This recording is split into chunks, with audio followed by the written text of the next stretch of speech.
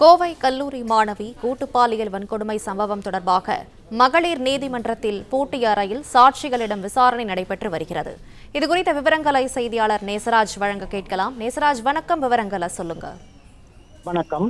கோவை பீளமேடு சர்வதேச விமான நிலையம் பின்புறம் கடந்த ஆண்டு நவம்பர் 2ஆம் தேதி இரவு தனது ஆண் நண்பருடன் காரில் இருந்த கல்லூரி மாணவி 3 வாலிபர்களால் கூட்டு பாலியல் பலாத்காரம் செய்யப்பட்டார்.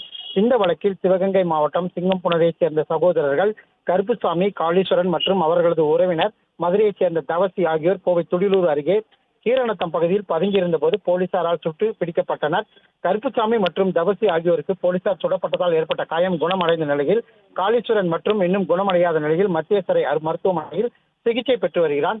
இந்த வழக்கு விசாரணை கோவை கூடுதல் மகளிர் நீதிமன்றத்தில் நடைபெற்று வந்த நிலையில் நீதிபதி சிந்து முன்னிலையில் கடந்த டிசம்பர் மாதம் 2ஆம் தேதி முதல் கட்டமாக 50 பக்க குற்றப்பத்திரிகை தாக்கல் செய்யப்பட்ட சூழலில் வழக்கு விசாரணை கோவை மகளிர் நீதிமன்றத்துக்கு மாற்றப்பட்டு கடந்த 9ஆம் தேதி 200 பக்கத்திற்கு போலீசாரால் கூடுதல் குற்றப்பத்திரிகை தாக்கல் செய்யப்பட்டது. இந்த வழக்கானது இன்று கோவை மகளிர் நீதிமன்றத்தில் விசாரணைக்கு வந்துள்ளது. இதற்காக கைது செய்யப்பட்ட கோவை மத்திய சிறையில் அடைக்கப்பட்டுள்ள குற்றவாளிகளான கருப்புசாமி, காளீஸ்வரன், தவசி ஆகியோர் பலத்த பாதுகாப்புடன் நீதிமன்றத்திற்கு அழைத்து வரப்பட்டனர்.